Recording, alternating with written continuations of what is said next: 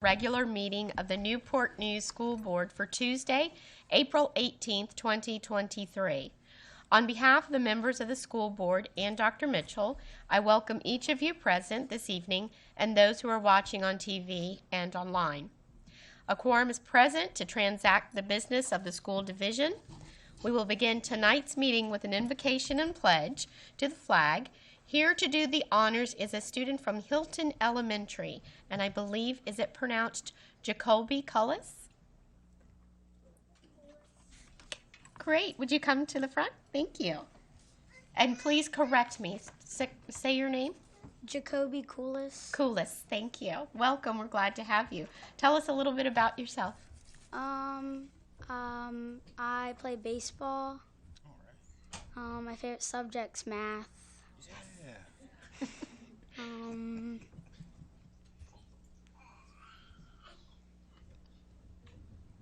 Well, thank you. Are you going to share your invocation with us now? We appreciate it.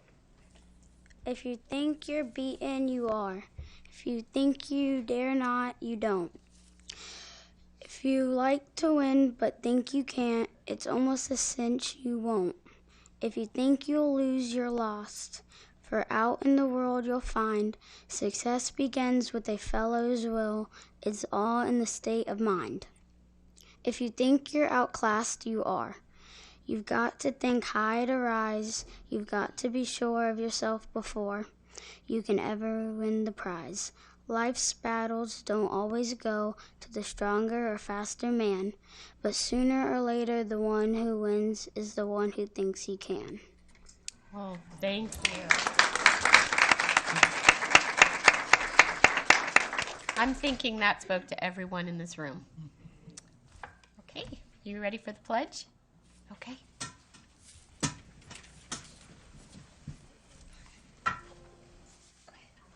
I pledge allegiance to the flag of the United States of America and to the republic for which it stands, one nation, under God, indivisible, with liberty and justice for all.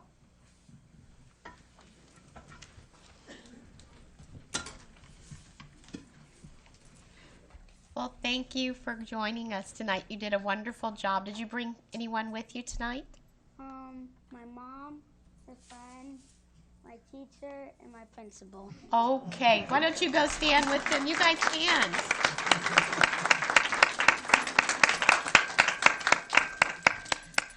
We do appreciate you making sure that he was with us this evening, and thank you very much for your support. So, I would like to remember, I guess, in these, when we have our students come up and speak, as Jacoby did tonight, this is what it's about. And this is why we're here. And it means so much for you to take your time to come. But we have to remember that you are the reason we do what we do. So thank you for that. The next item on tonight's agenda is school board recognitions. Dr. Mitchell, please join me at the podium.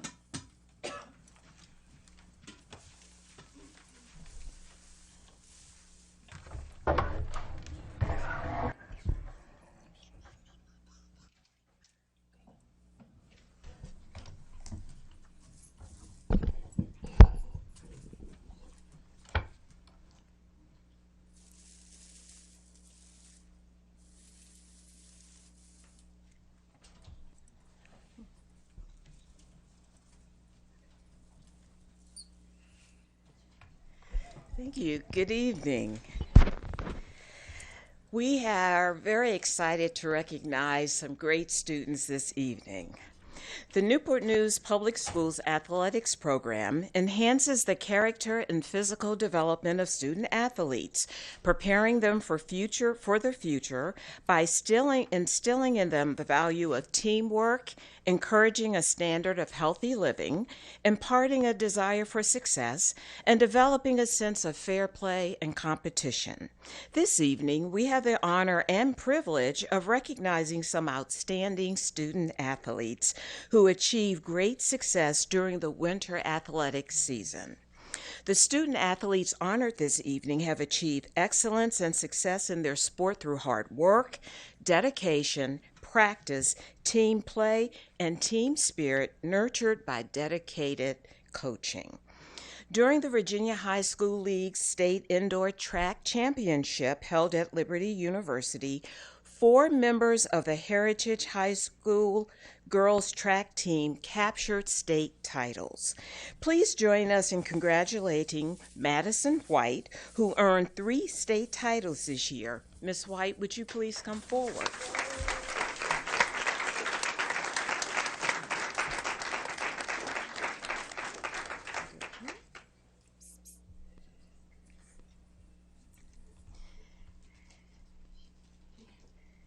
Would you please stand and come over? Thank you. Miss White ran the 55-meter dash in 6.94 seconds to earn the state title for Class 4. Breaking her own meet record from 2022. She also earned a state title in the 300-meter dash with a time of 37.28 seconds, again breaking her own previous meet record. She was also a member of the 4x400-meter relay team who won the state title, and Ms. White also placed 3rd in the girls' high jump. So we'd like to congratulate Ms. White once again.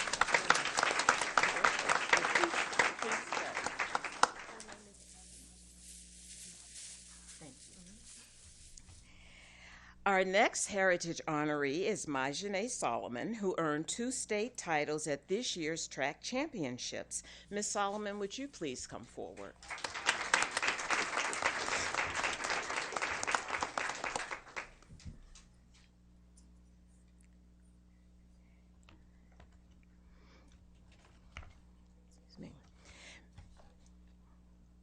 Ms. Solomon also was on the 4x400-meter relay team who won the state title. So once again, congratulations, Ms. Solomon.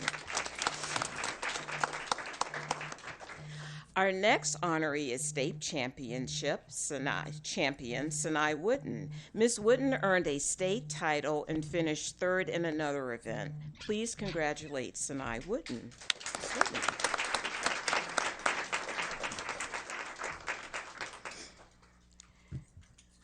Ms. Wooden was a member of the 4x400-meter relay team and also earned 3rd place in the 300-meter dash. So once again, congratulations, Ms. Wooden.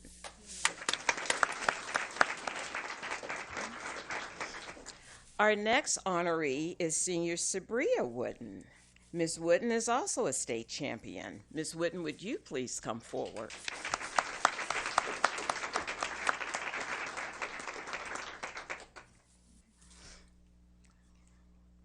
Ms. Sabria Wooden was a member of the 4x400-meter relay team. She also placed 3rd in the 500-meter dash with a time of just over 1 minute and 18 seconds. So congratulations, Ms. Wooden.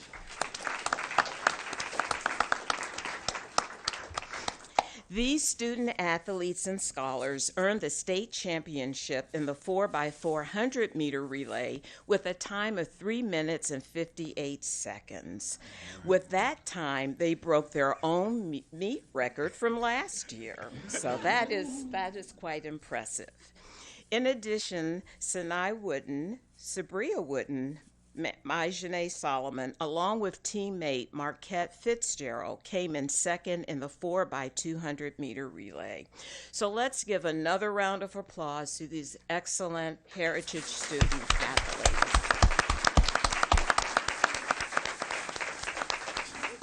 And we ask you to remain standing as we invite some other athletes to the front. Our next honoree is also a track star. Jeremiah Palacios, a junior at Woodside High School, earned state recognition for his great athletic performance. Mr. Palacios, would you please come forward?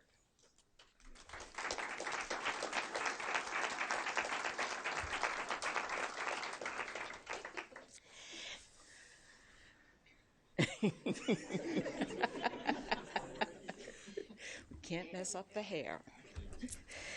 Mr. Palacios earned the Class 5 state title in the long jump during the state indoor track championships. His jump measured 21 feet and 6 inches.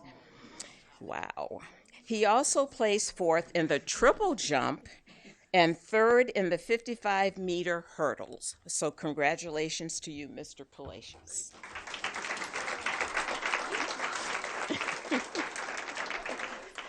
Now, during the Virginia High School League State Swim and Dive Championships at the Hampton Aquaplex, our next honoree, Menchville senior Ian Rogers, also earned a state title. Mr. Rogers, would you please come forward?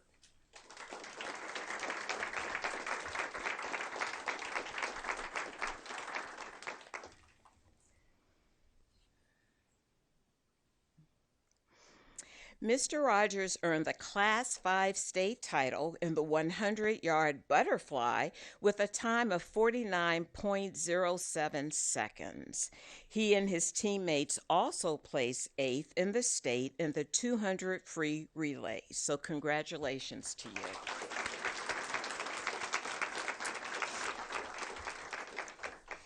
In September, the Virginia High School League voted to sanction girls wrestling as an emerging sport. Our next honoree, Cassie Doherty, earned an inaugural state championship in this new athletic competition. Ms. Doherty, would you please come forward?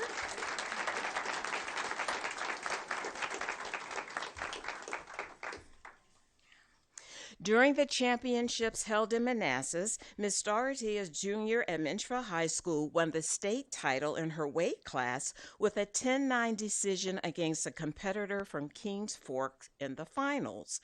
The Virginia Wrestling Association ranks her #1 in the state among girls in her weight class. So congratulations, Ms. Doherty. Yes, indeed. We are so proud of this trailblazing state champion. So I'd like to congratulate all of our state champions. They are truly a testament to the athletic ability, the good sportsmanship, honor, and scholarship. So joining our student athletes to celebrate their success are their family members, and we ask if you would please stand to be recognized.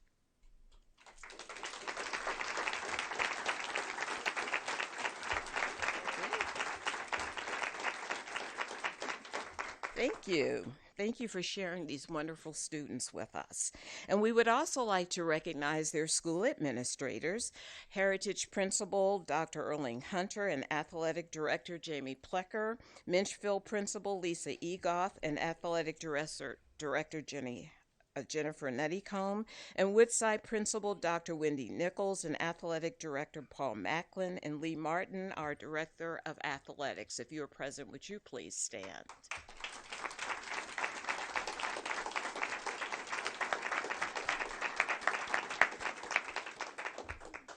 This concludes this evening's recognitions. Our viewing audience will have the opportunity to view this month's school board spotlight. So we will stand in recess for about 8 minutes. So thank you very much for joining us this evening.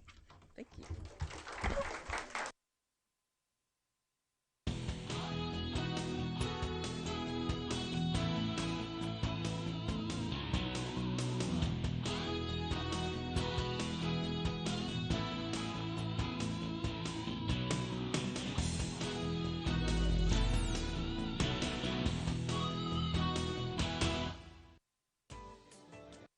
Instead of the heartbreak of busted brackets during March Madness, students and families enjoyed the excitement of March Mania.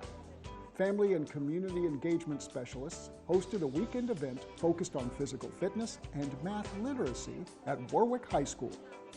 900 attendees enjoyed all that March Mania offered, including a cafeteria full of fun games and engaging activities disguised as math exploration stations. Community partners and local businesses offered valuable resources and educational materials for families. Books on Bikes Newport News gladly handed out free books for students to build their at-home library, while parents were able to fill out applications for their young children to attend preschool next school year. Student athletes and volunteers offered a fun basketball clinic for students to sharpen their skills on the court. And in the large gym, 2 events took center stage. First, student teams from 10 elementary schools competed in a challenging mathathon. Young mathematicians rotated through a range of numerical stations to earn points for their school. The first place winners were Riverside Elementary, followed by Rich Neck and Discovery STEM Academy, who all received custom trophies for their efforts. Next, a fun basketball invitational invited student athletes from across Newport News Public Schools to match their skills with slightly more experienced and older players. In the first game, the All-Star girls were victorious over the NNPS female staff. In the second game, the male staff team didn't hold anything back while defeating the student boys team. And in the final match of the day, the co-ed team of junior varsity and varsity players enjoyed playing and winning against Newport News police officers. Whether students were sharpening their skills in math or on the basketball court, families were engaged, informed, and empowered at March Mania. Students at an Achievable Dream Academy are devoting their weekends to serving their community. Every month or two, the school hosts Service Saturday, which sometimes coincides with its Saturday school schedule as part of an Achievable Dream's unique academic environment. During the month of March, students decided to support Menchville House, which offers love, shelter, and support for women and their children. In the weeks leading up to Service Saturday, Dreamer families and community partners were quick to donate purses and supplies.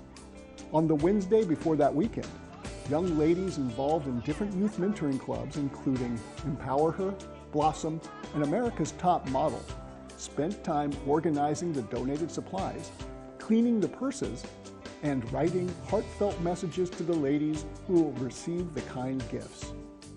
During Service Saturday, these young ladies cheerfully packed 17 purses full of necessary toiletry items, along with additional cleaning supplies, which were all delivered to Menchville House. By giving students a voice in how they support their community, an Achievable Dream is empowering young people to serve with a grateful heart. STEM is bringing elementary and high school students together, building relationships through education. Youth Volunteer Corps of Hampton Roads is a community-focused organization that inspires youth to build life and work skills by serving and positively impacting the lives of others.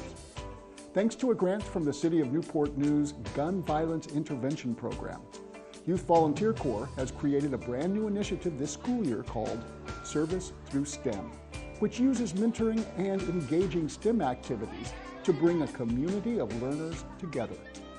Service Through STEM starts at the high school level, with all 6 Newport News high schools now hosting Youth Volunteer Corps clubs. During club meetings, over 130 students complete hands-on activities to boost mental health and build coping skills, while focusing on the social-emotional benefits of serving others.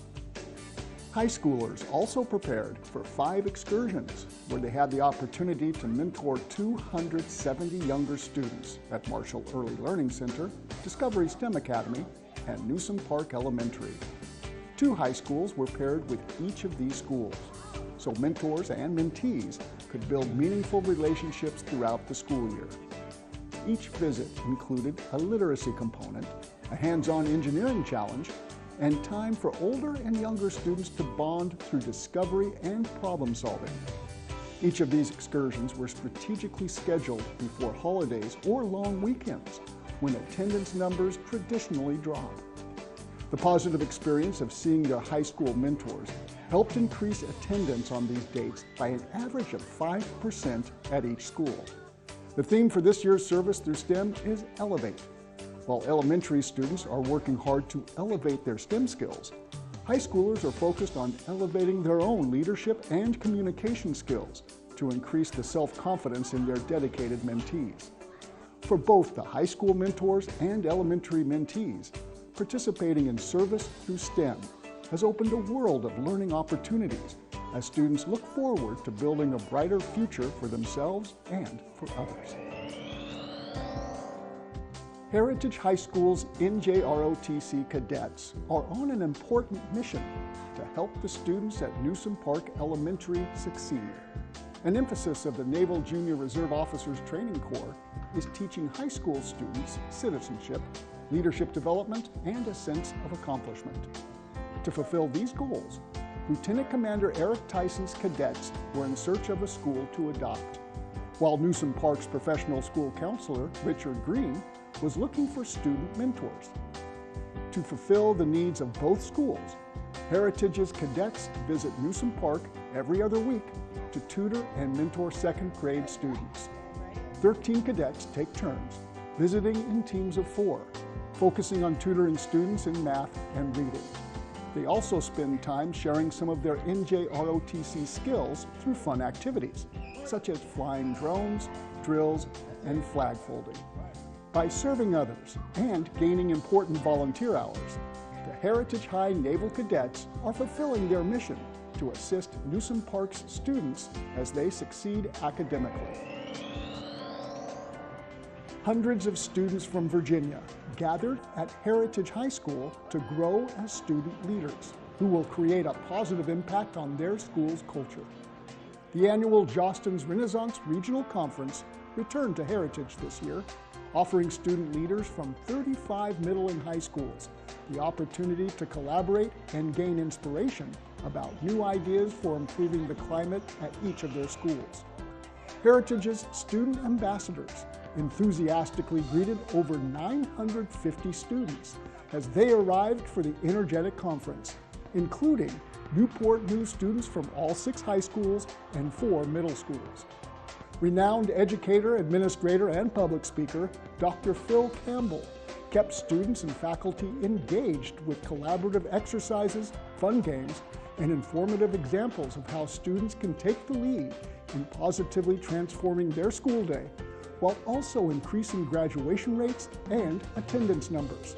Using ideas and leadership skills gained at the Jostens Regional Conference, students were given time to huddle with their peers and design an action plan for recognizing students and staff, welcoming new students, and branding their school as a site of success and achievement.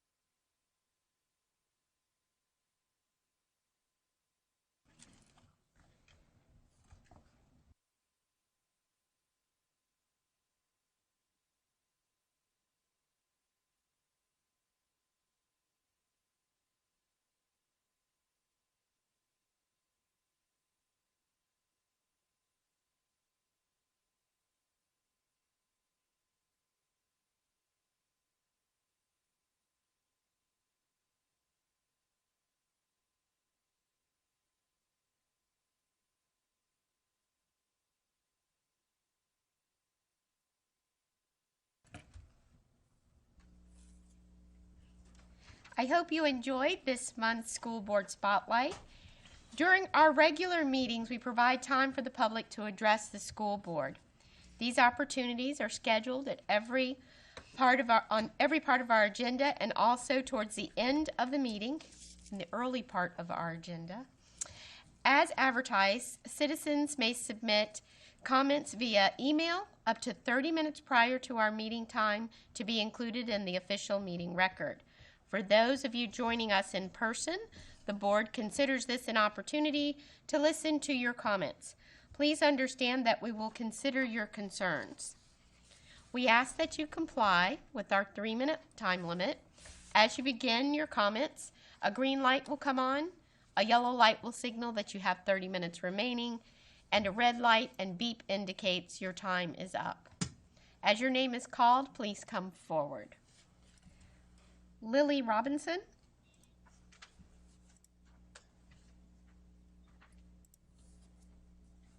Hi, good evening. How y'all doing? Good.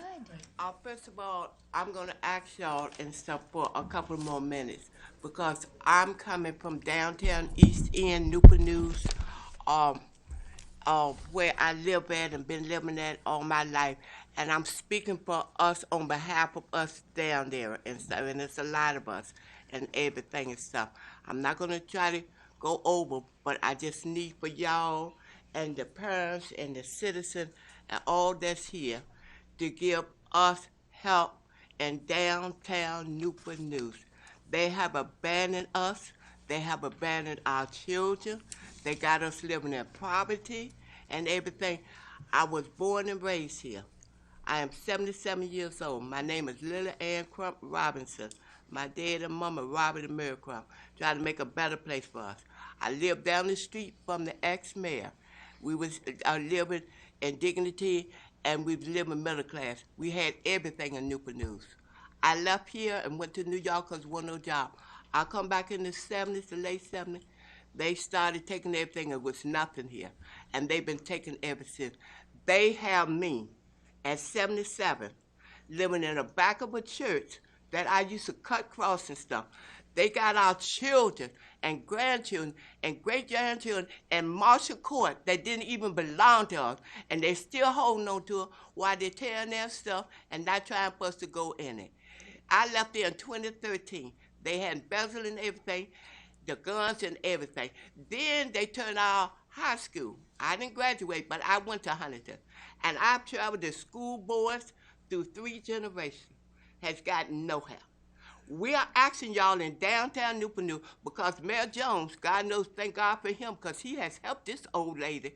I done been over there worrying them. This is the first time I'm here with y'all because I'm asking y'all and begging y'all because I got grandchildren and great-grandchildren and everything, and our children need better. They done closed the Sky Center and they done closed Dora Miller just before the spring break. And where are they supposed to go to? Then they have telling us what they're going to do with Huntington, but they still want to hold on to Whitaker Hospital and have them SSI people, the housing got in there. They recycle place and put us in. Marshall Court, a church that I used to go across the cut to get to where I lived at. We want better. We want y'all help.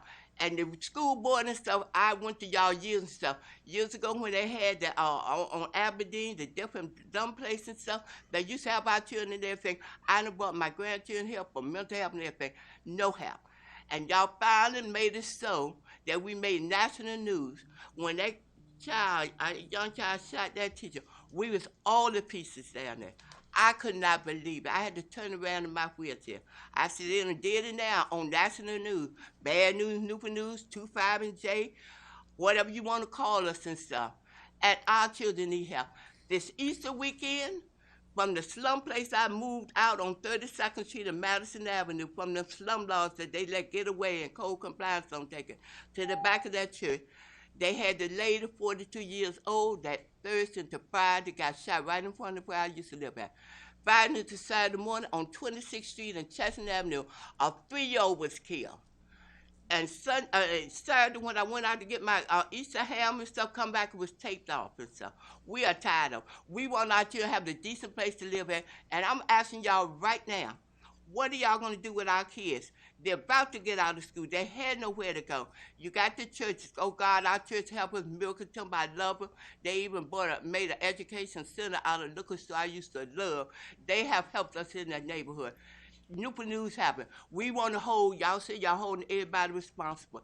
Y'all got it up here with the school board. We need to hold Mayor ex-mayor McKinley Price and the city of Newport News for this and stuff. And we need them and we demand them to do better, because when they do better, then all that gun that happened to y'all at Rich Snake that we have been getting for years at Huntington Middle School with our kids and guns and stuff, they didn't need no book bags and stuff. They hear about school. I had grandchildren to go there and ask for help. But anyway, I'm about to leave. I'm about to go. Thank you. But all I'm asking y'all is, can y'all please help us in downtown Newport News and stuff with our kids and grandkids and stuff, and to make it better for y'all and stuff. They left us for over 50 years building up them in Riverside and stuff.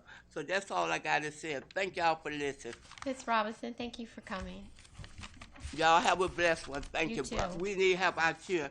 Y'all never gave them nothing new. Tell me they tearing up stuff that's old. Give them something new. They'll take care of it. They take care of them phones.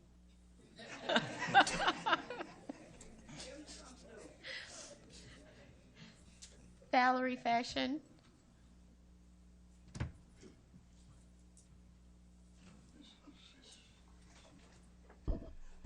Good afternoon.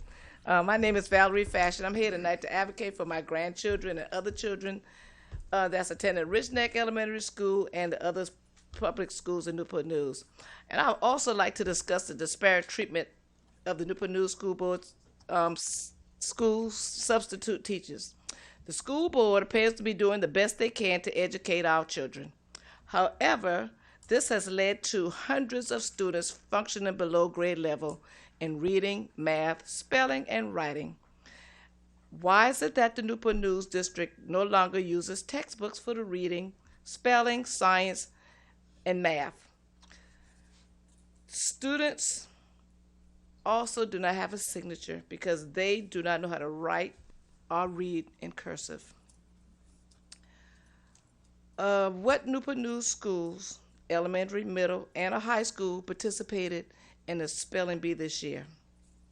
Your substitute teachers in Newport News are the backbone in this school district. However, substitute teachers are the only group of Newport News school system employees that are given stipulations in order to be placed in a drawing to receive a prize. Not everybody will receive a prize. All the other employees receive a bonus without any stipulations.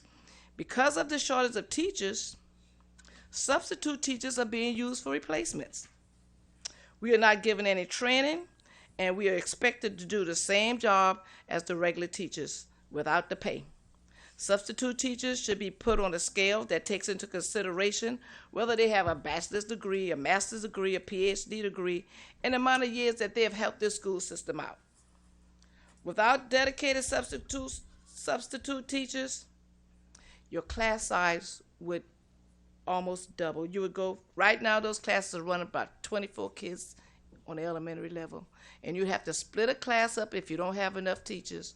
And so that would make this class go from like 24 to 36 kids. Those students, you cannot learn in those type of environment. There's just too many kids in the class.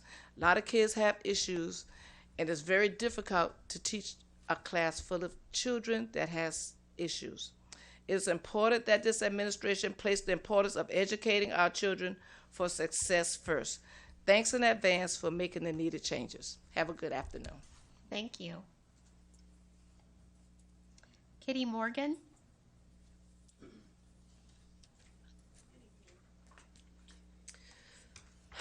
I've issued my notes.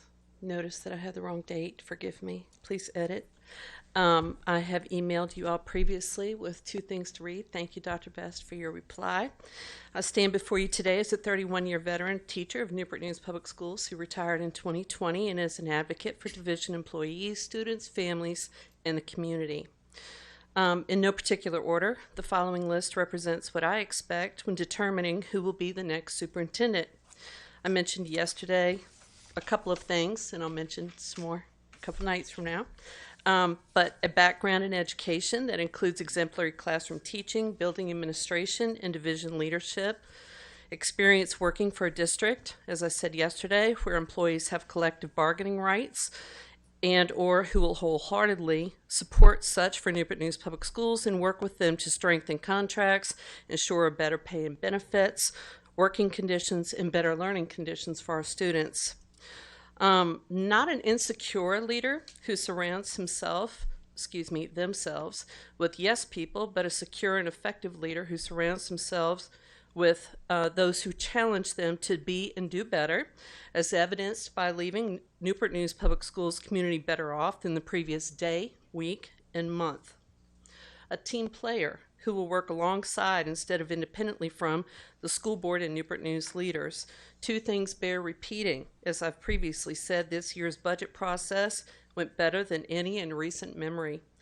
And you should never again be put in the position of saying, we didn't know, on a local stage or world stage. Integrity and transparency, from little things to big things, should be considered non-negotiable. Among other things, the security and safety of the entire Newport News Public Schools community depends on it. I'd appreciate a superintendent who is visible, approachable, someone who will roll up their sleeves, get to work on time, and in the school buildings, classrooms, sporting and other events, get to know employees, students, and families in the community they serve. Help a teacher with a lesson, substitute, read to or with a child, support some professional development by participating in it, ride some school buses, support the PTA by attending their meetings and school-based meetings, do some meet and greet in community centers and places of worship.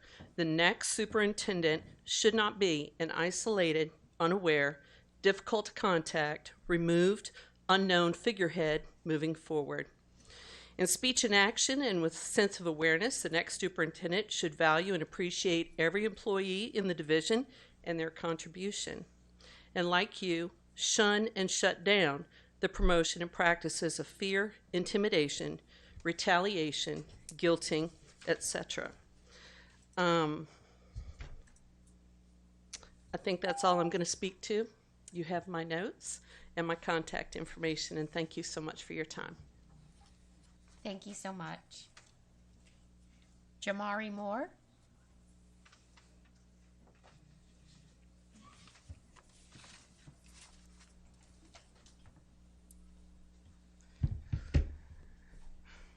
Good evening. My name is Jamari Moore, a junior and rising senior at Woodside High School. On Wednesday, March 29, 2023, the disciplinary officer came to a conclusion that it was best choice for me and my sisters to return to go to an alternative school for the remainder of the school year because of a situation where we had to defend ourselves without the help of the administrators from Woodside High School. No one took the time to really think about the consequences that was issued and how harsh it was, and when me and my parents have been reaching out for help and no one has helped us.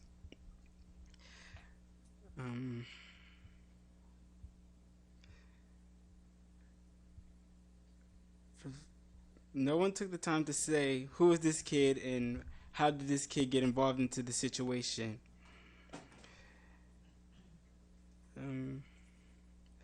The repercussions for our actions that were distributed by the school/disciplinary officer is very unfair. I haven't been into any trouble, excluded from school, or written up. In fact, all of my teachers speak highly of me, according to the principal, Dr. Nichols. I'm a junior rising senior who goes to school and wants to participate in many activities in school, but they have taken that away from me. Being a lead character in my spring play, volleyball leadership, student athletic training, and running for class president has all been wiped away from me. Along with my chances of getting a certification at New Horizons, my Thespian Society Award, and my Magnet Seal has been taken. I'm a student of dignity, integrity, and treat all with tenderness and respect. To walk into a classroom and greet my teachers with a smile on my face and kind words each day means everything to me. I hold my education dearest to my heart, and I push for greatness. I always do what needs to be done to get my work done. I agree that a punishment is definitely needed, but I don't deserve to be punished for an excessive amount of time. School for me is like my second home, somewhere I feel comfortable and positive in an environment. Being out of school hit me hard, knowing that everything that I've worked for has gone to waste. I trusted the adults around me to handle the situation, and they took it lightly. Woodside High School has let me down, they failed me, and most of all, they have failed to keep several students safe. There are some students who don't want to be at school, who skip school, who actually have behavior problems. I'm not one of those kids. There are people out here just like me who see school as a #1 priority and who would do anything to further their education. But the schools take advantage of that side of them, which leads to more kids being exposed to chaotic danger that's been put into our schools and communities. As a member of the school board, I'm sure that the main focus is to provide students with resources and support necessary to succeed beyond high school. Thank you. Thank you, Jamari.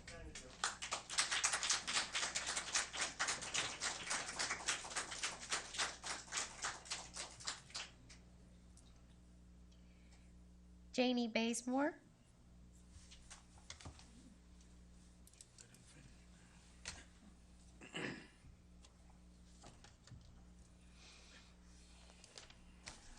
Good evening. Good evening. My name is Janie Bazemore, and I am here once again to say, look in your own backyard with respect to the superintendent search. You tried the national search thing. Now let's look for one who has knowledge of the Newport News public school system, one who has been in the trenches and know what it takes to ensure not only a safe environment for our children, but one conducive to learning and that meets equal disciplinary procedures, one who believes in all of our children, and one who believes that Huntington Middle School must be a priority. For almost 5 years now, we have stood before the school board asking only that the middle schools in the zone be able to attend their school as intended by the court-ordered plan and the compromise, a neighborhood school. Mayors and city managers do not build schools. The Code of Virginia states that school divisions are responsible for the building and administration of the schools.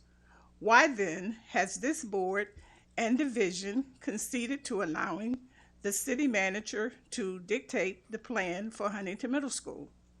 Ladies and gentlemen, the demise of Huntington is based on inattentiveness of the school board and the school division several years ago.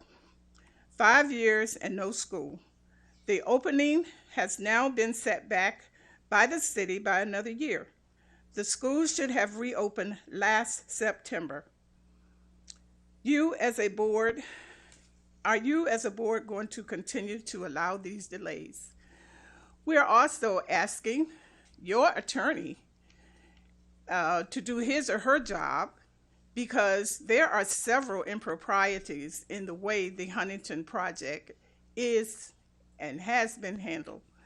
A good superintendent will be ready to advise the city administration that we're not going to take it anymore, that they must relinquish that control over this plan so that we can get about the business of reopening Huntington Middle School and doing so at 3401 Orchid Avenue. And now you know what's coming, right? Huntington Middle School shall rise again. Thank you. Pam Hall. Good evening. I am Pam Hall of the Southeast Community. Democracy is a way of governing which depends on the will of the people. In 1971 and in 2018, Huntington was closed without input from the Southeast community. When will our voices be heard? The people of the Southeast community want to keep the school at 3401 Orchid Avenue on school-owned property. We want a new STEAM school building with athletic fields for students and community use. We deserve to have our voices acknowledged and our tax dollars spent how we see fit, not people telling us what we can have. We have educated, competent people in the Southeast community that are capable of making decisions about what is best for our community. Yes, we need the school open as soon as possible. We have one chance to get it right and should not settle for less than we deserve because of the constant delays by City Council. It is absurd for a school that will house 600 students with room to expand if needed to have a gym that only seats 125 and no room to expand the seating. Bring democracy to the Southeast community and don't be influenced by the mayhem to destroy democracy which appears daily in the news. Many sacrifices have been made for the sake of democracy. We need to honor those sacrifices. Thank you. Thank you. Dr. James Graves.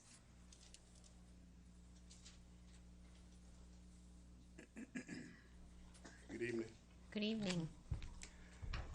I'm a product of downtown Newport News, born and raised, and I thank all of y'all for speaking up and saying something about it.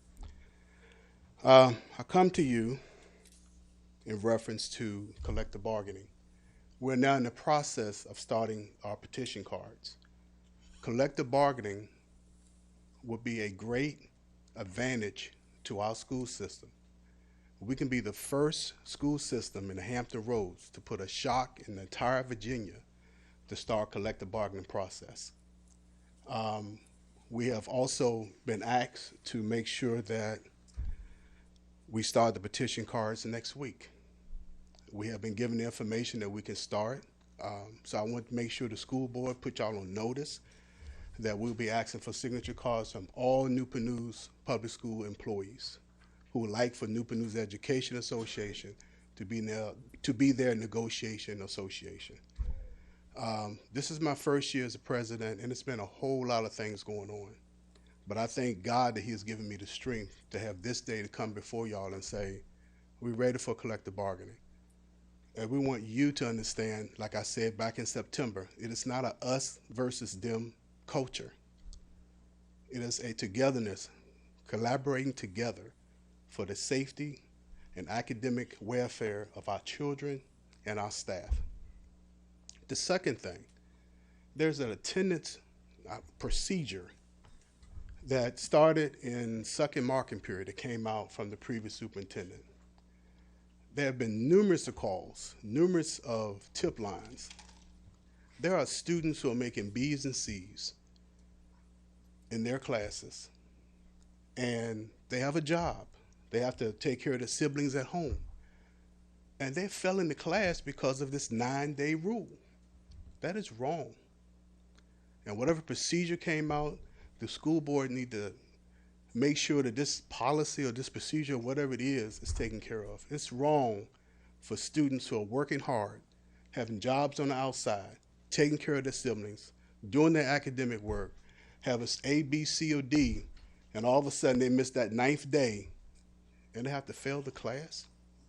We're sending the wrong signal, ladies and gentlemen. The wrong signal. We need to do something about that. We need to let these youth know that we care about them. And we need to change that procedure and give these young men and young women who have worked out. It's not like back in 1970, back in 1980. Kids got to work now. Kids got to take care of their siblings. We need the school board to make sure that we're on guard, to make sure we understand that. And the solution is relook this procedure over, start over again. If kids are missing 9 days or whatever, give them an opportunity to do Saturday school, to work out things. But don't let these kids just fail this class. I appreciate it. Thank you. Thank you. So I would like to thank everyone who came tonight for their comments and thoughts. We will now move on to Section 3, the consent agenda, which includes 3.01 minutes from the public hearing on March 14, 2023, 3.02 minutes from the work session on March 7, 2023, 3.03 minutes from the regular meeting on March 21, 2023, 3.04 financial reports, including the revenue report for March 2023, the expense report for March 2023, child nutrition reports for March 2023, 3.05 3.5, the personnel report. 3.06, FY 2023 school construction grant program. And 3.07, budget transfer. At this time, can we have a motion to approve the consent agenda? Madam Chair, I move to approve the consent agenda as presented. Do I have a second? Second. Thank you. Any discussion? Madam Chair, Yes. I do have a question about the construction grant. If the superintendent would give some explanation on the when did we win the grant, and I do see that there is various facility improvements that the grant is going to use for. Are we going to be able to reapply for this grant, or is it? These were one-time funds for the current fiscal year. You all approved the original proposed utilization in October of 2022 as a part of the consent agenda. Subsequent to that, we've completed some of the projects, but the bid that we had out for Rich Neck came back far higher than what we anticipated. So we would like to repurpose some of those dollars to complete the Rich Neck project. Passage Middle is still in the design phase. We'll use the residual to complete. Based on what we just got back from Rich Neck, we're anticipating some potential cost overruns for some of our existing HVAC projects that were funded by ESSER. So we would like to have some contingency there as well.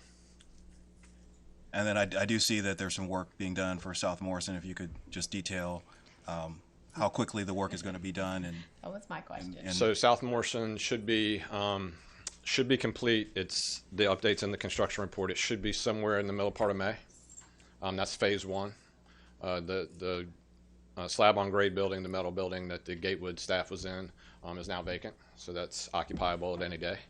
And we anticipate that the phase one of the facility will be complete by mid to late May. The last thing we're waiting on is the HVAC units. Okay. And how did the division qualify for this grant? Was this through CARES Act funding? It went to everybody from the state. That was our allocation, was $8.1 million.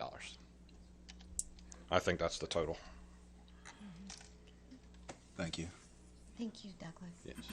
Other questions? Thank you, Mr. Okay. Fairhart. Thank you. Further questions on the consent agenda outside of the school construction grant program? Okay. Please call the roll. Hunter. 4. Alger. 4. Amon. 4. Best. 4. Brown. 4. Harris. 4. Searles Law. 4. Motion carries 7-0. Great, thank you. The next item is our superintendent's personnel recommendations. So I think we will hear the recommendations through our motion, and then we will hear a little bit more from Dr. Mitchell. Do you have a motion? Yes. Yes. Madam Chair, I move to approve the superintendent's personnel recommendation for Myra Legg as the new executive director of the Education Foundation. Great. Do I have a second? Second. Okay. Any discussion? Please call the roll. Hunter. 4. Alger. 4. Amon. 4. Best. 4. Brown. 4. Harris. 4. Searles Law. 4. Motion carries 7-0. Thank you. Dr. Mitchell, would you please introduce the administrative appointment? Absolutely, with pleasure. Good evening. I would like Miss Myra Legg to stand at this time. I'd like to introduce Miss Myra Legg as the new Newport News Foundation Director. Ms. Legg has a Bachelor's of Science in Social Work and Psychology from Longwood University, a certificate in fundraising and development and planning giving from the University of Richmond Institute of, this word always gets me, philanthropy. Ms. Legg is currently the executive director of the individual giving and stewardship of Widener University in Chester, Pennsylvania. She has worked as the executive director for the Virginia PTA and as a consultant for the Curtis Group Consultants in Richmond, Virginia, and executive director of development at Randolph-Macon College in Ashland, Virginia, a director of development for Preservation Virginia in Richmond, Virginia, and a campaign manager for the Virginia Living Museum right here in Newport News. Congratulations, Ms. Legg, and welcome to the Newport News family. Welcome.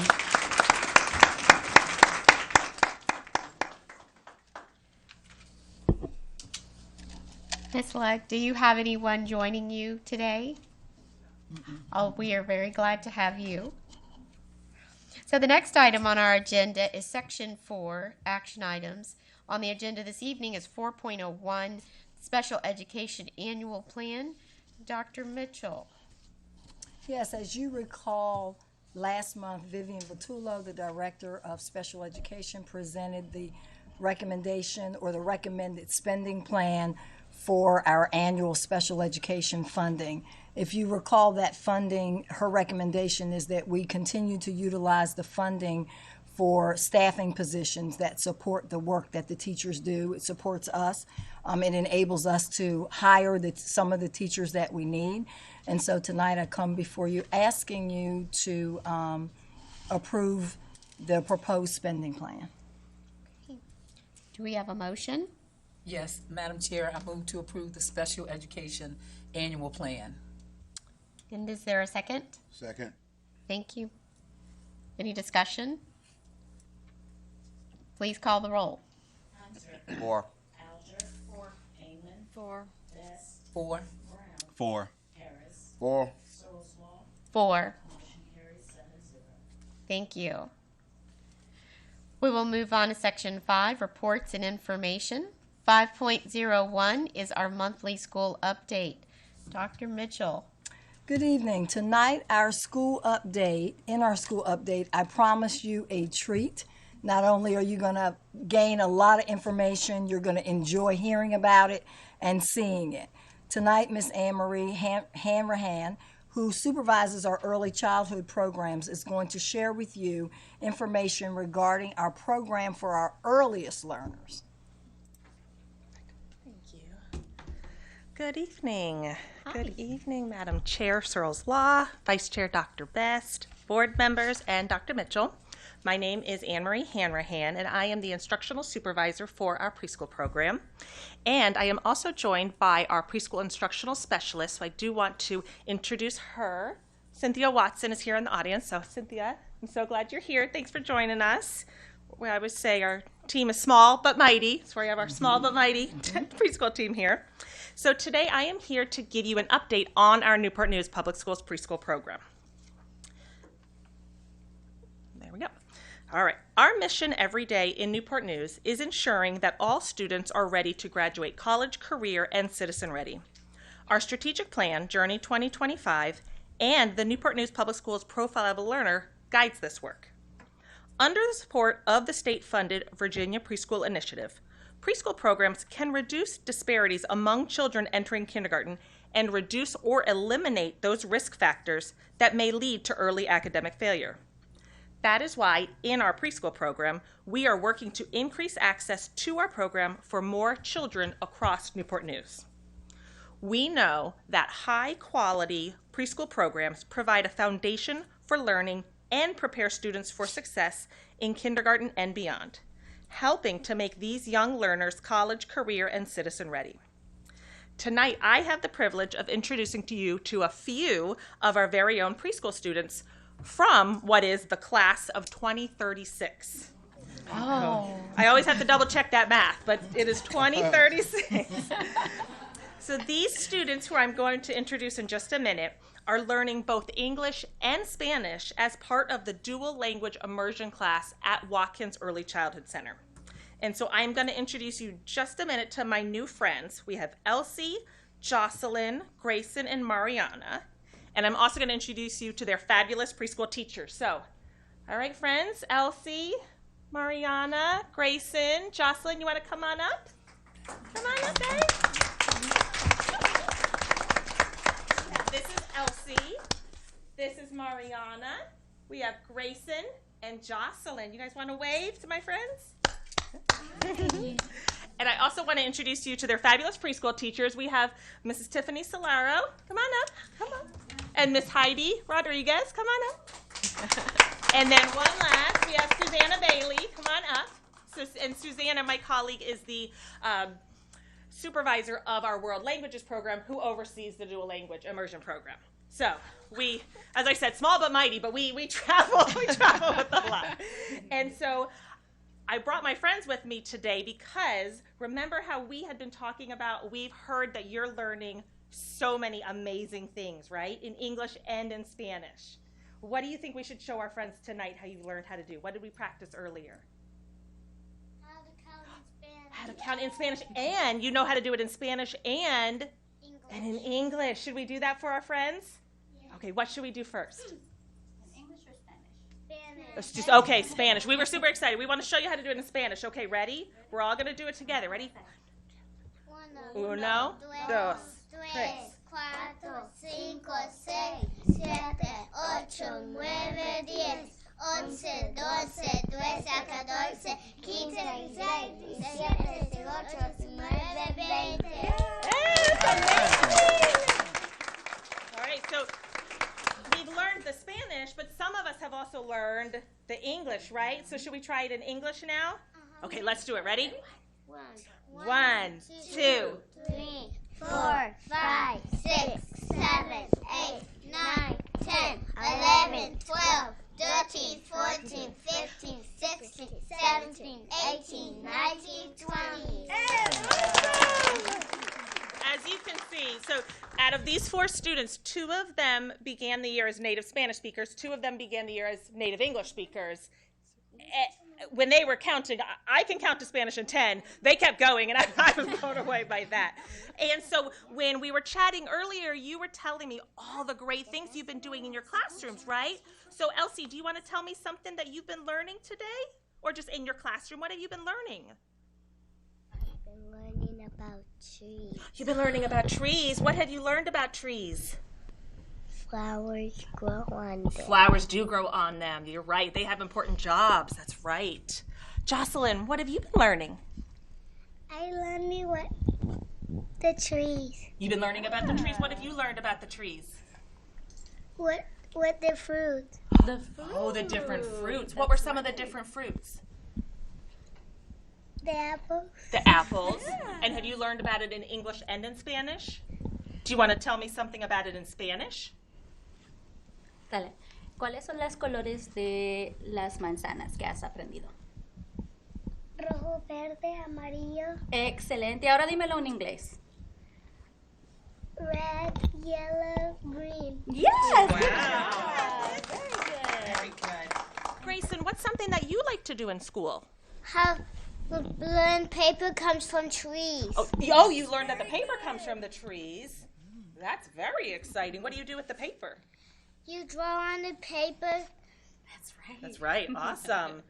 And what do you think, Mariana? What's something you like to do in school? The lecture about bananas. Oh, you learned about the bananas. That's right. The bananas grow on the trees too, don't they? And you were telling me earlier, you guys like to do something fun with your friends, don't you? What's it you like to do with your friends? You all sort of had the same answer. Play. You like to play and sing songs. I've heard you've been practicing songs. And you need to be kind with your friends. You do need to be kind to your friends, don't you? And they'll want to be your friends, and they'll want to play, and they'll want to draw with you. And you were very kind. I will tell you, they were sitting in the office. It was the sweetest thing. They were so kind to each other. So thank you so much for being here. You are so brave and kind for coming up here. Can you give yourselves a big round of applause? Thank you so much. Adios. Adios. Yes, we do. You know what? Let's go over here to my friend Miss Brooks first because we got you some special gifts. Thank you. And thank you, families, for bringing them tonight. We appreciate it. We know it's actually almost some of their bedtime, so we very much appreciate it. Thank you. Thank you. So as you can see, these students clearly show the impact of preschool on students' academic and social-emotional development, meeting the needs of all students, as well as providing specialized programs like the Dual Language Immersion Program across the city. So now I would like to share some experiences and statistics about preschoolers across our entire division. Here are just a few numbers or points that show our preschool students are on track for meeting kindergarten readiness skills. For the sake of time, I won't go into depth about each point. However, there is a copy of this infographic in your packet. I think it's a very large, I think you got a very large copy of this packet. And we will ensure you also get this digitally so that in case you want to click on any of the embedded links, you will be able to. But to highlight some of the trends we saw during the first half of our preschool year, our enrollment numbers have continued to increase across the school year as our schools have worked hard to fill open preschool slots and increase our enrollment. We have highly engaged students and families, both at home through their participation with our online family engagement tool, Ready Rosie, and in school through our visiting Mayor's Book Club readers. Our teachers have been working hard, expanding their own learning and growth through ongoing professional development across a variety of topics. We are continually working to provide improved communication to the greater Newport News community, which you will see on our revamped website, which is consistently being updated. And finally, our data shows that our youngest learners are achieving developmentally appropriate academic goals. For example, the mid-year literacy data showed that in just half of a year, 3/4 of our students are on their way to meeting the early literacy benchmarks for their developmental age group by the end of the school year. You can clearly see that when students have early access to comprehensive early childhood programs, these are the powerful and positive results. To provide just a little more background about the Newport News Public Schools preschool program, we are a free full-day program available to 4-year-olds in Newport News. We have classrooms across the city at 4 different school sites, and students are assigned to a school based on their home address, just like our K-12 students. And just like our K-12 students, transportation is provided and breakfast and lunch is available every day at no cost to our families. Students in our preschool program learn developmentally appropriate concepts through hands-on project-based investigations. These experiences promote discovery and inquiry with opportunities for children to think critically and develop process skills by nurturing mathematical skill development, promoting language and literacy skills, while building the social emotional foundation children need. In order to help our program provide access to as many students as possible, I am inviting each of you to be an ambassador and a champion for our next class, which will be the class of 2037. And here is how you can do that. The application for the upcoming 23-24 preschool year is now available online and can be accessed via the Newport News website. If families have questions or need support, they can call the Newport News Public Schools preschool office here at admin. And our application is fully online. However, if any family needs in-person support, if they do not have access to a device or the internet, or would just like a friendly face to walk them through the process, they can call or visit any of our early childhood centers to request this support from the office staff. And last month, we were excited to be available at March Mania at Warwick High School to share information with many interested families and provide them the opportunity to apply right there on the spot. We look forward to meeting more prospective preschool families at the One City Wake Up and Read event this weekend and the STEM Community Day in May. Finally, I would like to leave you with our commitment for the future of the Newport News Public Schools preschool program. You can see that we are hopeful and optimistic about extending our access to the Newport News community by growing our program with additional classrooms in the coming year. Additionally, I look forward to coming back in the future and sharing with you the details of how our program is continuing to grow and the increased support we are able to provide for our earliest learners, as we work over the next 3 years to increase the access to our program to over 1,000 students. Thank you for your time tonight. Thank you for welcoming our youngest learners who bring a lot with them. Thank you. And thank you in advance for being an ambassador for our preschool program and our youngest learners in Newport News. Now, I would be happy to answer any questions that you might have about our program. Thank you. Thank you very much for the presentation. I have a question for families who might be on the cusp of kindergarten, if you've got a child who's going to be, say, 5, September 15th, but you really feel like they're a little young to start kindergarten. can they apply for the 4-year-old preschooler because their child's going to be 5? Or are they stuck waiting a year? So it's a good question. We do get that a lot. We get a lot of parents calling asking about ages, and that is one of the areas that unfortunately we are very strictly bound by the age requirements. And so a child has to be 4 by September 30th to be in our preschool program. And then to go to kindergarten, they have to be 5 by September 30th. So if a child turns 5 before September 30th, like in your example, they would go to kindergarten. If they turn 5 after the cutoff, they could apply for preschool, and they could give us a call and we could talk to them about the options of if they could be screened to go into kindergarten at that time. But they have to be 4 by September 30th to go into the preschool program, and if they're 5, they go to kindergarten. So they don't have the option to redshirt, so to speak, in 4-year-old to come early. pre-K. Unfortunately, no. The VDOE is very strict about that. I know we get that question quite often, and disappointed parents. Ms. Alger? Yes, and I thank you so much. This is awesome, and bringing the kids here is just really great. Do you see in the future expanding it to 3-year-olds at some point? We are very hopeful to be able to do that. The state is encouraging that as a possibility in the future. Currently, we are working on building back our 4-year-old program since the pandemic affected the program, but we are hopeful for that in the future to be able to include 3-year-olds, as we know that is a need across the city. Okay, thank you. Thank you. Okay, Dr. Best? Okay, and thank you for that presentation. Mrs. Alger and I had an opportunity to visit Watkins Early Childhood Center, and we saw just wonderful people and some wonderful things. And I got so excited because Grayson, that was with the class, I heard. he's actually a great nephew, so I was excited to see him. But he talks about all of the things that he learns in school, and it is absolutely amazing. So hats off to the teachers and the program doing an outstanding job. Thank so parents, you. if you're listening, you want to sign your kids up if they are eligible. Yes, the teachers work so hard. They are such a dedicated group. As you saw, we had 2 here tonight, and they have been hanging out with the little 4-year-olds and their families, right out there, and they were eager to do it. So thank you. Absolutely. I cannot say enough about our preschool staff, the teachers, the assistants, the administrators. It is an amazing community. Yes. Thank you, Dr. Best.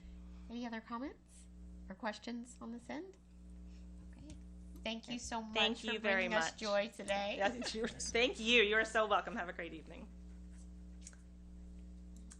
I would next like to introduce Shondalyn Thomas, the elementary English supervisor, who will share information and updates regarding the elementary English textbook adoption process at the division and state levels.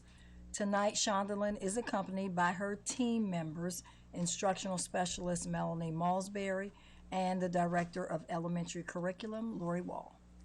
Good evening. Good evening. I don't have all the cuteness with me. You'll just have to bear with myself. I think I'm a little cute, but not as cute as the little people. So I apologize for not bringing all the cuteness. But I would like to share with you information today regarding our textbook adoption process. So good evening, Madam Chairman Searles Law, Vice Chairman Best, Interim Superintendent Dr. Mitchell, and members of the board. I am Shondalyn Thomas, the elementary English supervisor, and I am joined this evening by my teammate, Miss Melanie Malsbury, and our Director of Elementary Education, Miss Lori Wall. I'm going to share with you today information regarding the elementary English textbook adoption process. The Virginia Literacy Act, passed in 2022 by the General Assembly, aims to reverse the downward trend in literacy and improve early literacy outcomes for all Virginia students in grades kindergarten through 3rd grade. There are several components and requirements of this act that will yield change for students, teachers, and our families. Even though this act does not go into effect until 24-25 school year, there are 2 components that have an immediate impact on the textbook adoption decision-making process. I have provided a printed copy of the Virginia Literacy Act for you as an overview because I will not be covering all of the components, but I wanted you to have a hard copy of the Act. First, the Virginia Literacy Act requires that students in kindergarten through 3rd grade receive core literacy instruction from an evidence-based literacy curriculum for the entire literacy block. Secondly, all instructional programs and materials used during the literacy block must be aligned with science-based reading research, the Virginia English Standards of Learning, and provide high-quality reading instruction. As part of the Virginia Literacy Act, the VDOE has partnered with the Virginia Literacy Partnerships at the University of Virginia in an instructional review process for core curriculum materials. One result of this partnership is to develop an instructional materials program guide, which will include a list of recommended instructional programs and materials for use during Tier 1 instruction. This review process has 2 phases of criteria and evaluation. The first phase has been completed. However, the second phase is still underway at the state level and will conclude in late May or early June. In 2019, the Virginia Department of Education released a list of approved textbooks. However, this list of approved materials does not reflect the current body of reading research, nor meet the requirements of the newly passed code. In 2021, elementary English was eligible for an adoption of core instructional materials, but the committee recommended to defer the adoption process in anticipation of updated guidance and approved core curriculum materials from the VDOE. This decision resulted in a cancellation of award in last April. The textbook adoption process for us is on a 7-year cycle. However, with the Virginia Literacy Act going into effect in school year 24-25, the elementary English department cannot wait 7 years to adopt. Armed with knowledge that the VDOE would release an updated instructional materials guidance, our team embarked on the adoption process this year. Today I will share our process and conclude with final recommendations from the English department. I want you to be advised that due to procurement regulations, I'm unable to share specific information regarding vendors and proposal packages that the committee received for consideration for adoption. So from here on out, you will hear me refer to those vendors as offerers because I cannot release that specific information at this time. In November, the elementary English team began the request for proposals, or RFP process, to select the most appropriate high-quality materials for our students. A set of required and desired criteria for textbooks was developed using the state textbook evaluation tool and other research-based sources such as EdReports and the National Reading League. The textbook adoption committee was formed and included representation from across all schools and K-12 collaborative departments. The committee was comprised of 2 teachers from each grade level, from kindergarten through 5th grade. Teachers were selected by their administrators to serve on this committee. Additional members included 2 reading specialists, 2 administrators, an ESL and special education instructional specialist. These members were selected by their respective supervisors. I also served on this committee. I would like to note that the majority of our original committee members from last year elected to return to participate in this process, with only 3 of our members having to be replaced. This allowed for a more seamless and streamlined process this year. In December, the committee reviewed textbook proposal packages from 9 offerers. The review period was from December 2nd to January 5th. Members reviewed and rated each textbook using a common rubric that evaluated 3 components. Component 1, alignment with VDOE English standards, UBD framework, and the Newport News Public Schools Pre-K-12 Literacy Plan. Component 2, instructional design and student experience. Component 3, instructional planning and support. 3 offerers with the highest scores were selected to move to the next phase of the adoption process. January 10th through February 21st marked the review period for all instructional staff, administrators, and the public. Teachers were given digital access codes to textbooks and accompanying online resources from the 3 offerers to conduct their review and evaluation. Physical copies of textbooks for each grade level from each offerer were available here at the school board office for teachers and the public to review and to share comments. These textbooks were evaluated using a digital version of the common rubric that our committee used. On February 22nd and 23rd, the 3 shortlisted offerers were invited to give presentations and host a Q&A sessions for the committee as part of the process. Committee members were able to receive answers to any specific questions they had, and after these sessions, the committee voted, and 2 offers with higher scores were selected to enter the negotiation process. At the conclusion of the negotiation process, the committee deliberated and cast their final vote and determined a recommended offer for adoption. In late May, early June, the Virginia Literacy Partnerships will present its Instructional Programs Guide, which will contain the list of approved curriculums to both the VDOE and the Virginia Board of Education for final approval.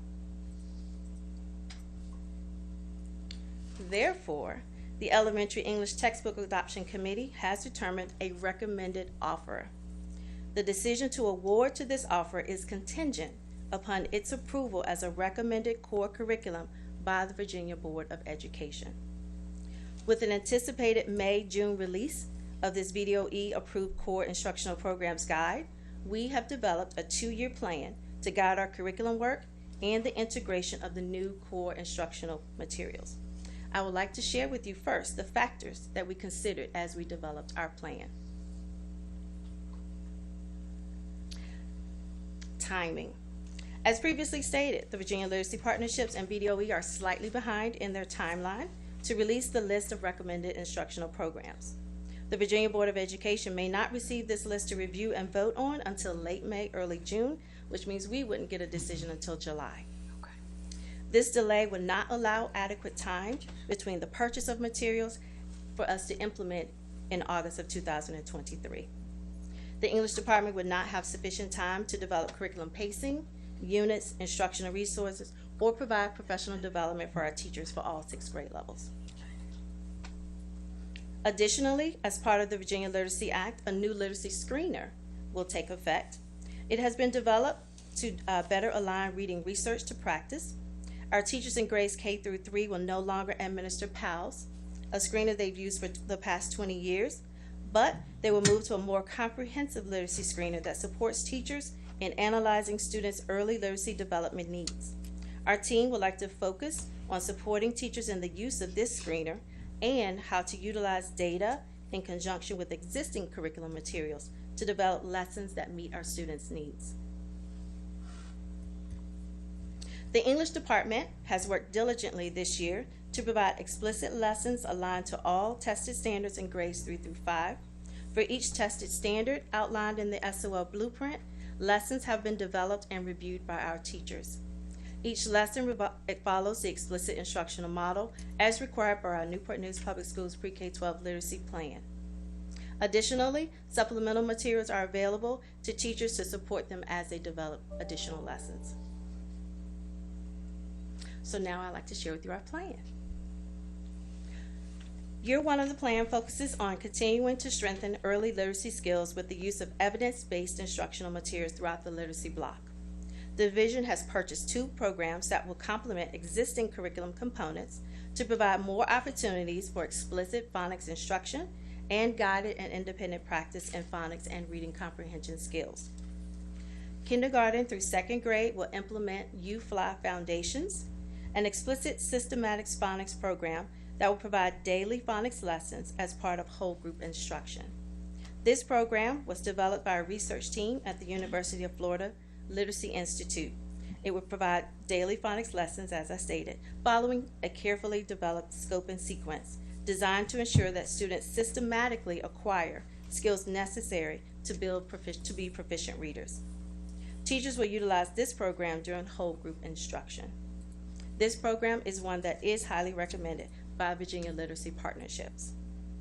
In grades 3 through 5, the division will continue to provide daily reading comprehension lessons focused on standards reflected in the Standards of Learning Testing Blueprint. These lessons are developed using the supplemental text that have already been purchased by the division. In addition, all grade levels will utilize Lexia Core 5. Lexia Core 5 is a computer adaptive program that provides instruction and practice in phonics, vocabulary, fluency, and comprehension. The adaptive nature of this program accelerates the development of literacy skills for students of all abilities. Teachers and students will utilize Lexio Core 5 in both small and independent practice. Throughout the year, the English department will work behind the scenes with the new textbook and materials vendor to develop pacing guides and curriculum units. We will also collaborate with the vendor to provide training opportunities for teachers to familiarize themselves with the new materials and prepare for implementation in school year 24-25. Year 2 of the plan focuses on integrating and implementing the newly adopted textbook materials into the curriculum and providing extensive professional development to support this initial implementation. We will also continue to use the UFLI Foundations and Lexio Core 5 in both Tier 1 and Tier 2 instruction.